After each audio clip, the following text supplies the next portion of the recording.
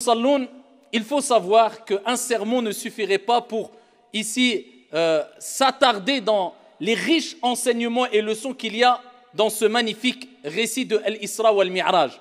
Mais le but ici, c'est de vous donner quelque part l'eau à la bouche, de vous motiver afin de poursuivre ici les recherches sur ce sujet et afin de voir et chercher ce qu'ont dit al-ulama al-rabbaniyoun, les savants, sur ce récit-là. Et quelles leçons ont-ils puisé sur ce récit-là?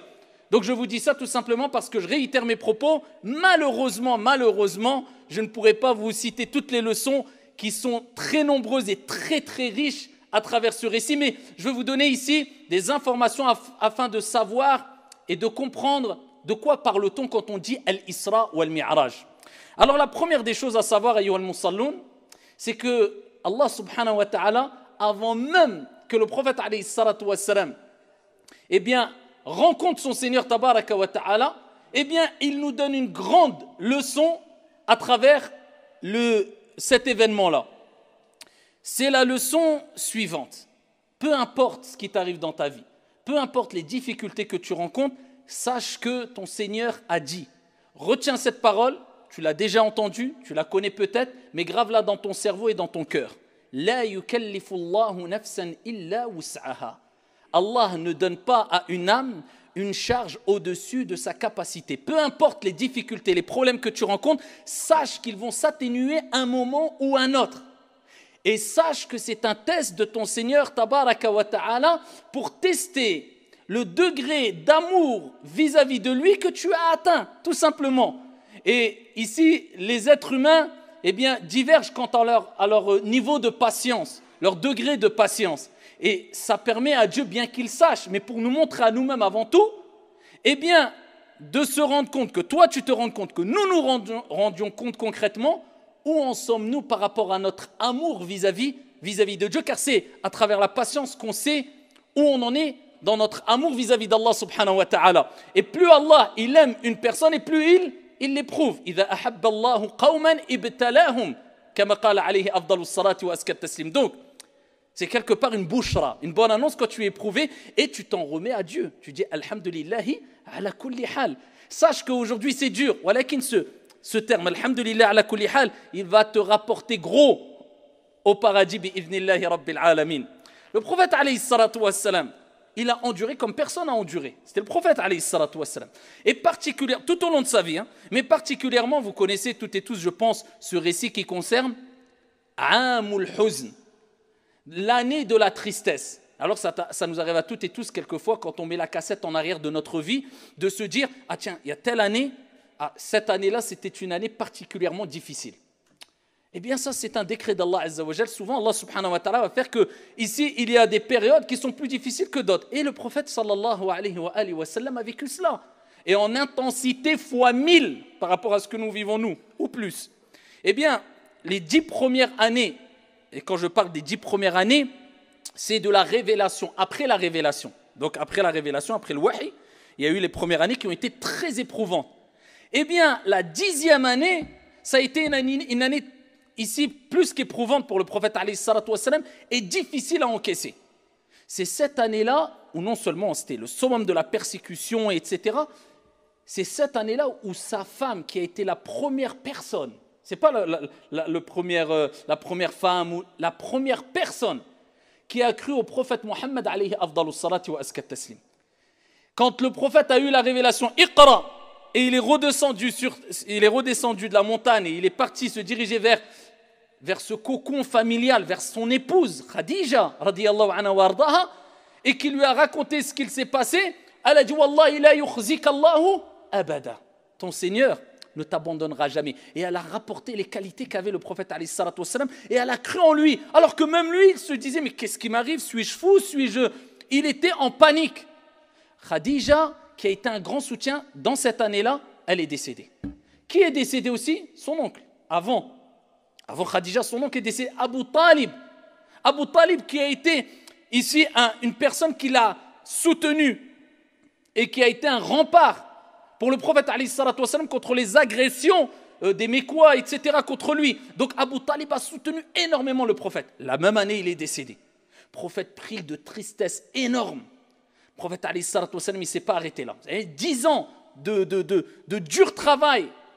Il a tout sacrifié alayhi salatu wassalam pour que nous, aujourd'hui, cette année-là, ce moment-là, on soit dans un endroit confortable, en train d'écouter le prophète a dit, les compagnons a dit, Allah Jalla wa Ala a dit, dans une ambiance de sécurité et avec le ventre plein et en sachant qu'on va rentrer chez nous et parce que tout simplement on a un toit où dormir tranquillement. Alayhi afdalus salati wa askat taslim.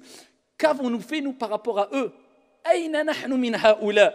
Le prophète alayhi salatu wassalam, il ne s'est pas arrêté là, vous imaginez? Nous, dès qu'il nous arrive quelque chose, on dit ah, écoute mon frère, là je suis tombé malade pendant 3 jours, ne me parle pas pendant 3 mois. Même quand on prend du plaisir, on part en vacances, il faut se reposer 1 mois à l'avance. Je pars en vacances là, donc là je coupe tout. Hein. Là, je pars en vacances. On revient de vacances, mon frère, je reviens de vacances. Aïe, t'es parti en vacances, pourquoi? On revient de vacances, il faut que je me repose, je reprends. Subhanallah, le prophète, alayhi salatu wassalam, depuis qu'il a eu la révélation, Iqra, il n'a plus jamais goûté au repos jusqu'à sa mort. Alayhi salatu wassalam.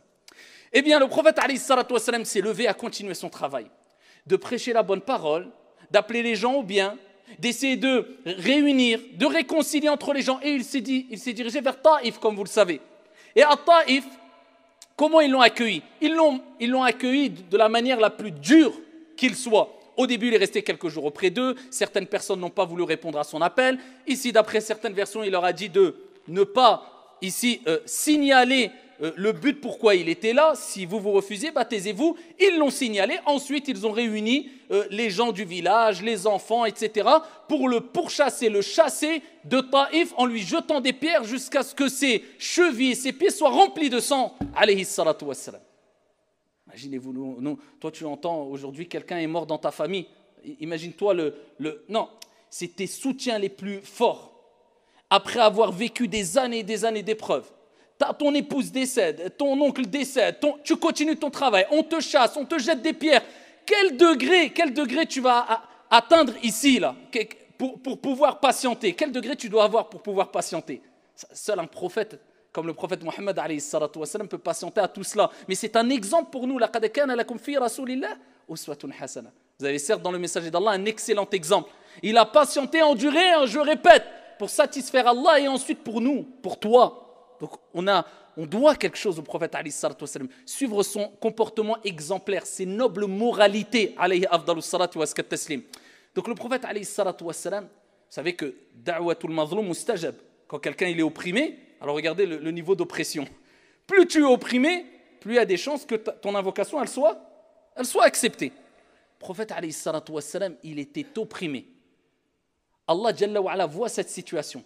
La situation que vit son bien-aimé. Il envoie Jibril alayhi salam, l'ange Gabriel lui-même. Et à Mohammed, voici l'ange des montagnes. Il suffit, parce qu'il a entendu ce que tu as vécu, il a vu ce que tu as vécu, il suffit que tu demandes quoi que ce soit, eh bien il exauce. L'ange des montagnes dit, si tu veux, ô Mohammed, que j'écrase ce peuple entre 2 montagnes, je le fais. Kun fayakun, Allah Azza wa Jalla veut quoi que ce soit, il dit soit ici. Hana, on aurait dit, écrase les montagnes et montre-moi avec mes yeux pour que je vois les détails. Avant qu'on aime bien se venger. Le prophète alayhi salatu wassalam, hadith rapporté par Al-Bukhari ou Muslim fi Sahihain. Il dit alayhi salatu wassalam, je souhaite plutôt qu'Allah subhanahu wa ta'ala sorte des reins de ce peuple une progéniture qui adore Allah subhanahu wa ta'ala l'unique. Ar-Rahmatul Muhda. Wa ma arsalnaka illa rahmatan lil alamin. Ça c'est le prophète alayhi salatu wassalam, il ne s'est pas vengé. Et ensuite le prophète a continué son chemin. Il s'est arrêté. Non, il est rentré, il a dit à Sayyid Baraka. Il a continué. Mais Allah subhanahu wa ta'ala, il t'envoie des signes quelquefois pour te rappeler que tu es sur la vérité quand on ne peut plus. Allah, il ne te laisse pas. La yukallifullahu nafsan illa wus'aha. Il passe dans un endroit, alayhi salatu wassalam, il se pose et il lit Al-Qur'an. La parole d'Allah, kalamullah azza wa jal. Oui, qu'il a été envoyé qui à Taïf pour qu'ils écoutent, pour qu'ils reviennent vers la vérité. Ils n'ont pas écouté. Est-ce que ça s'arrête là? Est-ce que parce que les gens ne t'écoutent pas, tu t'arrêtes? Abadan. Toi, il t'est demandé de transmettre. Il ne t'est pas demandé d'imposer à qui que ce soit, de vouloir écraser les gens avec ta conviction religieuse. Toi, Allah, il dit au prophète, wa ma alayka illa al-balagh. Il ne t'est demandé que de transmettre. C'est tout. Tu n'as pas à imposer quoi que ce soit ou te dire, ils ne m'ont pas écouté, j'abandonne. Non. Le prophète, il a continué à marcher. il fait halte dans un endroit, il récite le Coran. Les humains n'ont pas voulu l'écouter, mais les djinns l'ont écouté. Donc ne te dis jamais, ça ne sert à rien ce que je fais. Abadan, tu ne sais pas. Wallah, peut-être 10 000 personnes vers qui tu dirigeais le message ne vont pas t'écouter. Une seule personne va écouter et à travers le message que tu as donné, eh bien, il va prendre des leçons et être profitable à 100 000 personnes. Allahu a'lam. Toi, transmets. Le reste, c'est Allah qui s'en occupe, incha'Allah ta'ala. Toi, il t'a demandé quoi? Il te demandait de planter les graines. D'accord? Et c'est Dieu qui fait pousser ce qu'il veut. Et plus tes graines seront bonnes, ou dis si tu veux, plus ton intention et ta conformité sera bonne, et plus les récoltes seront bonnes. Et certes, Dieu a dit vrai quand il dit l'être humain n'aura que ce qu'il a semé. Ça dépend de ce que tu as semé. Toi, tu dois être sincère et conforme. Ce que les récoltes qu'il va avoir, ce n'est pas ton problème. Peut-être ça va venir dans 1000 ans, tu ne seras même plus sur la terre. Eh bien, le prophète continue son message. Tout le monde, ils n'ont pas voulu. Ils n'ont pas voulu répondre à son message, l'écouter. Eh bien, pendant qu'il lit le Coran, il y a des djinns qui se sont approchés. Ils ont entendu cette parole et en masse, ils s'approchent du prophète alayhi salatu wassalam, ils repartent vers leur peuple en étant des croyants, en adorant un Dieu unique, en disant « Inna sami'na Qur'anan ajaba » On a entendu un Coran extraordinaire, étonnant.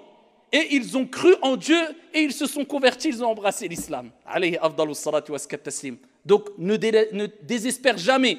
Si les gens en face de toi ne t'écoutent pas, dis-toi dans ta tête, tant pis pour eux. Toi, tu as transmis, ça viendra d'autre part. Si tu es sincère, par contre, si tu es sincère, et si tu es conforme dans ta prédication avec sagesse, avec douceur, avec science, avec clairvoyance, sinon, tu perds ton temps, tu te fatigues pour rien. Le prophète, il continue. Il continue jusqu'à être à Mecca. Et à Mecca, il fait halte dans une maison, la maison de sa cousine. Il dort. Et pendant la nuit, qu'est-ce qui se passe? Eh bien, c'est Al-Isra. Al-Isra, c'est le voyage. Et Al-Mi'raj, c'est l'ascension nocturne. Al-Isra, c'est le voyage qu'a fait le prophète lors de cette nuit-là. Une nuit. Corps et âme. Corps et âme. Le prophète, alayhi salatu wassalam, eh bien, il y a le plafond qui s'ouvre. Il y a Jibril, alayhi salam, qui descend. Il y a Al-Buraq, cette monture-là, comme il est mentionné dans Sahih Muslim, qui est présentée au prophète alayhi salatu wassalam, comme il dit lui-même, c'est une monture plus petite qu'un âne et plus grand qu'une mule. Et la monture, elle s'excite de joie parce qu'elle va avoir l'honneur de porter sur son dos Muhammad alayhi afdalu salatu wa askat taslim. Et donc le prophète alayhi salatu wassalam monte sur cette monture-là. Et ici, il part de Mecca jusqu'à Al-Aqsa à Jérusalem. Allah Jalla wa Ala dit dans le Coran Subhanalladhi asra bi'abdihi laylan min al-masjid al-haram ila al-masjid al-aqsa alladhi barakna hawlahu linuriyahu ayatina. Gloire ça veut dire est exempt de toute imperfection, c'est-à-dire Allah. Celui qui a fait voyager de nuit de la mosquée sacrée jusqu'à la mosquée Al-Aqsa dont on a béni ce qu'il y a autour afin de lui montrer nos signes. Allah a voulu que le prophète voit quoi? Voit des signes. Pourquoi Allah lui a donné cela à ce moment-là? Parce qu'Allah a vu tout ce qu'il a enduré pendant 10 ans. Et voilà, cerise sur le gâteau, Taïf, il lui jette des pierres. Là, il est arrivé au summum de l'épreuve. Eh bien, Allah, Jalla wa Ala, je vous ai dit, Allah envoie toujours des signes quand tu n'en peux plus pour te rassurer, dire, écoute, t'es sur la vérité, continue. Et ça, c'est min hikmatillah. Et quelquefois, des gens, ils ont al-karamat. C'est quoi al-karamat? C'est des prodiges, c'est des choses extraordinaires qui arrivent à des gens pieux, à des saints, à des personnes vertueuses. Allah, il envoie des choses extraordinaires. Pas des miracles, mais c'est comme des miracles. Amma al-mu'jiza, le miracle, c'est khas lil anbiya wa rusul. C'est que pour les prophètes et les envoyés. Mais al-karamat, tu peux en avoir. Et donc, le prophète, lui, il a eu une mu'jiza, un miracle.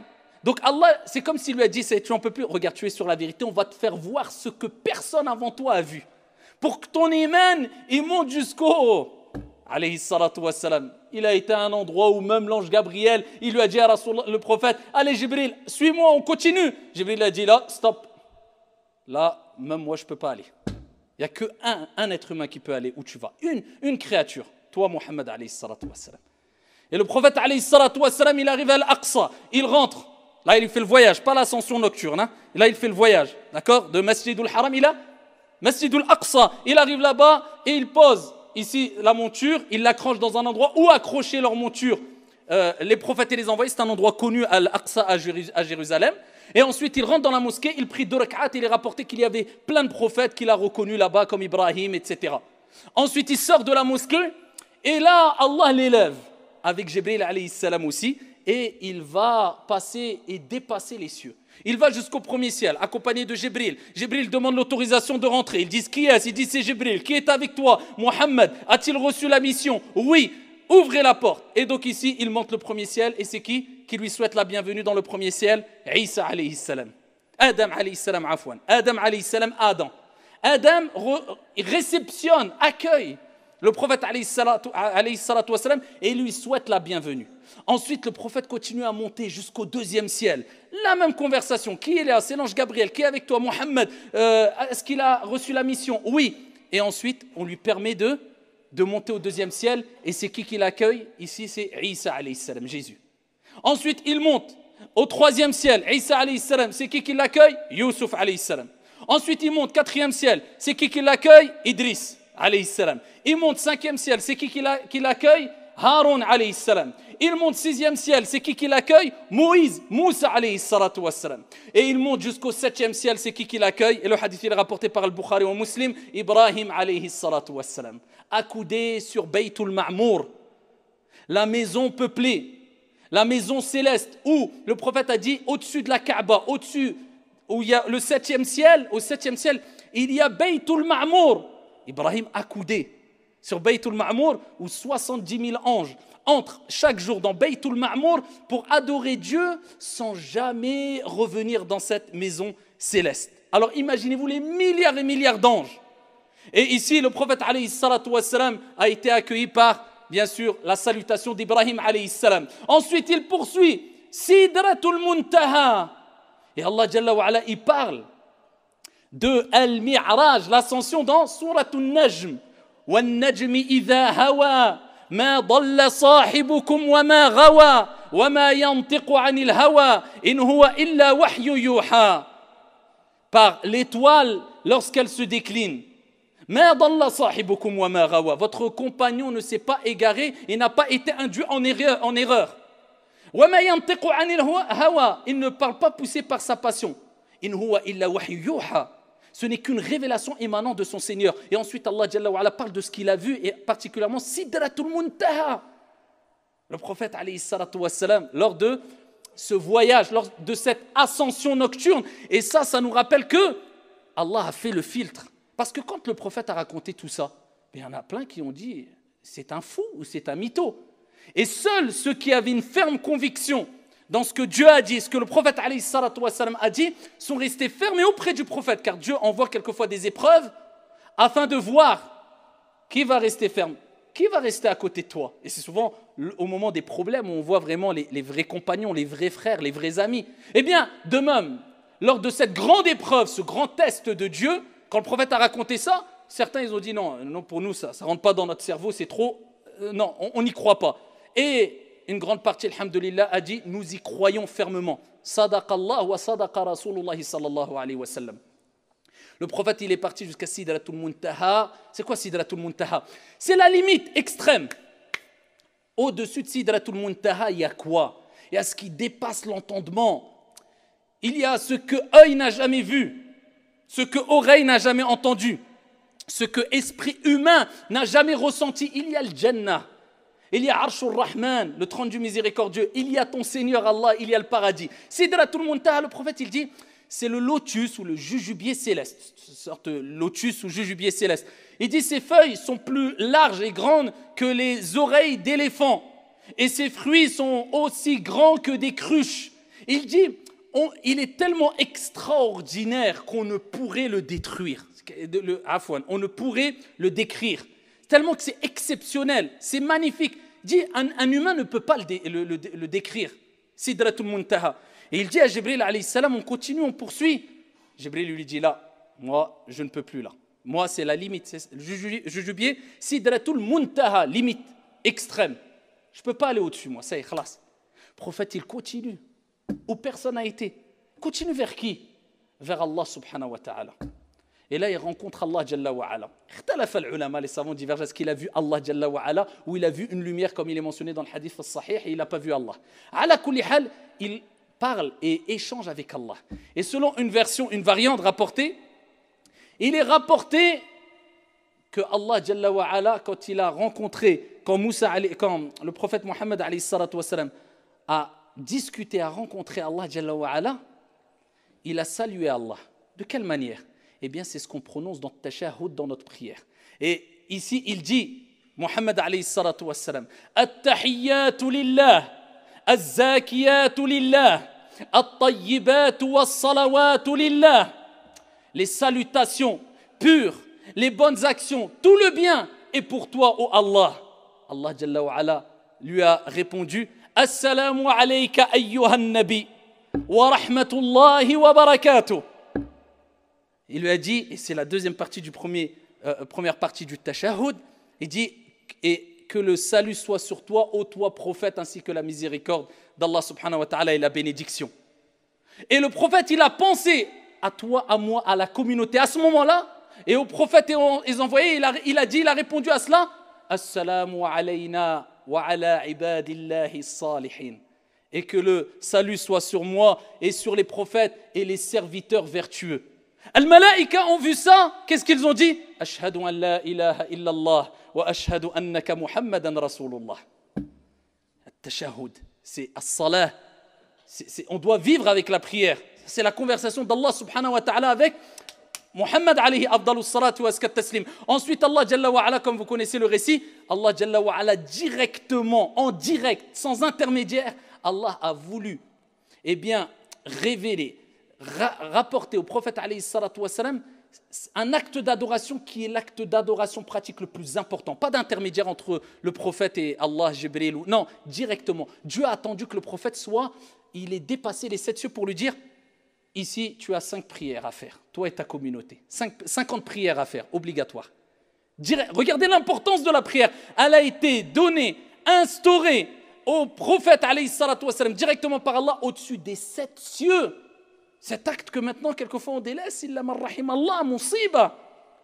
Eh bien, le prophète alayhi salatu wa salam a reçu les 50 prières. 50 prières. Il redescend le prophète alayhi salatu wa salam et il rencontre Moussa alayhi salam. Vous connaissez le récit. Moussa, il dit, qu'est-ce qu'il t'a ordonné ton Seigneur? Eh bien, il a légiféré 50 prières. Il dit, ta communauté n'assumera pas 50 prières. Demande à Allah subhanahu wa ta'ala de réduire. Le prophète remonte voir Dieu et dit, ya Allah, il demande un allègement. Allah, il descend à 45 prières. Il redescend vers Moussa. Moussa lui réitère les mêmes propos. Ça va être trop, ils n'assumeront pas. Et plusieurs fois, certains disent jusqu'à 10 fois, il a fait l'aller-retour, jusqu'à arriver à 5 prières. L'être humain est créé faible. Il a 5 prières. Moussa, il lui a dit, Ya Mohammed, ta communauté, elle n'arrivera pas à assumer 5 prières. Sadaqa Moussa. Et il dit, remonte voir ton Seigneur et dis-lui de t'alléger. Le prophète, il a dit, j'ai tellement eu honte, j'ai tellement hchemt, je dis, je vais encore revoir Allah. Il dit, j'ai pas pu. Allah Jalla wa ala dit, pour 5 prières, les croyants auront la récompense de 50 prières. C'est-à-dire, tu fais 5 prières, tu as la récompense de 50 prières.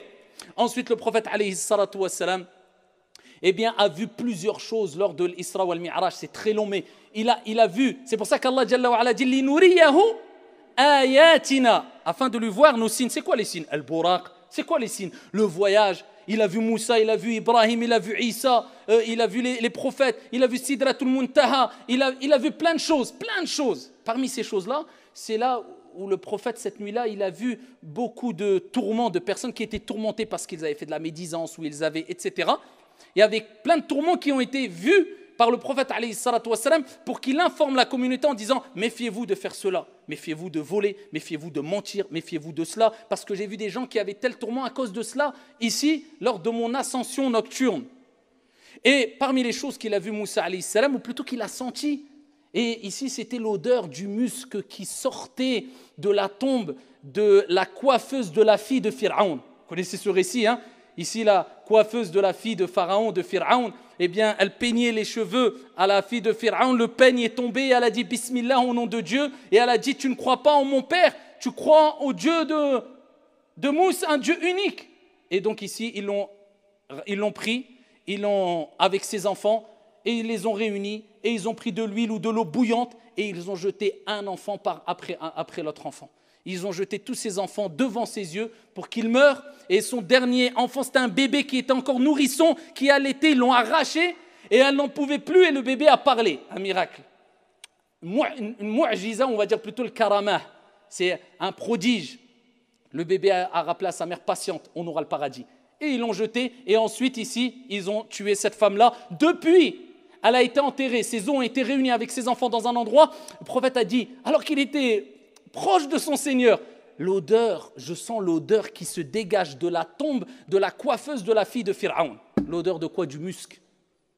Et donc le prophète a vu plein de choses, et en tout cas, ce qui nous incombe de savoir, c'est que particulièrement, c'est que Allah subhanahu wa ta'ala a transformé ces années de pénibilité, d'endurance, d'oppression par un des plus grands récits, un récit extraordinaire, un voyage extraordinaire, une ascension extraordinaire au prophète alayhi salatu wa salam, jusqu'à ce qu'il a été où personne d'autre en dehors de lui n'a été.